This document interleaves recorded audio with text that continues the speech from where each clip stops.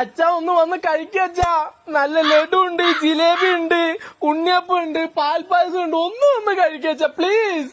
നിങ്ങളൊന്നങ്ങ് പോരേന്ന്. അല്ലാന്ന് നിങ്ങളെ ലൈറ്റുകൾ ഇങ്ങനെ എത്ര നേരായി വിളിക്കും നിങ്ങളാ? നിങ്ങൾക്കൊന്നും പോയി തിന്നൂടെ പറഞ്ഞതിനോട്. ഈ കള്ള നായിന്റെ മക്കളുണ്ടല്ലോ, ആയ ജീവനുള്ള കാലത്ത് ഒരു കഷ്ണം ലഡുവോ ഒരു കഷ്ണം ജിലേബിയോ തിന്നാൻ നോക്കിയിട്ട് അതിൽ സമ്മതിച്ചിട്ടില്ല. ഷുഗറാ എന്ന് പറഞ്ഞിട്ട്. ജിലേബി ലഡു ഒക്കെ ഉണ്ട്, നല്ല മധുര. നോക്ക് ഒന്ന് വന്ന് കഴിക്ക്.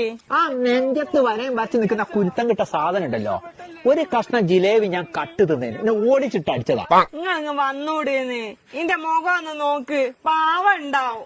ഓളെ കണ്ടില്ലേ? ഓളെയൊക്കെ ഏതാ സാധനം എന്നറിയോ? ഇങ്ങ് പോരെ അതിലേക്ക്.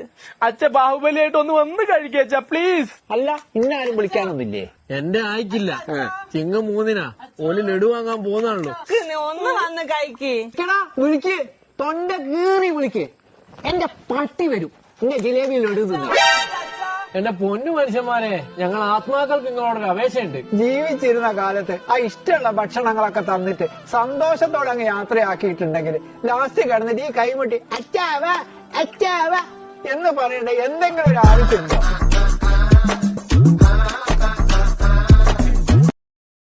Download ShareChat.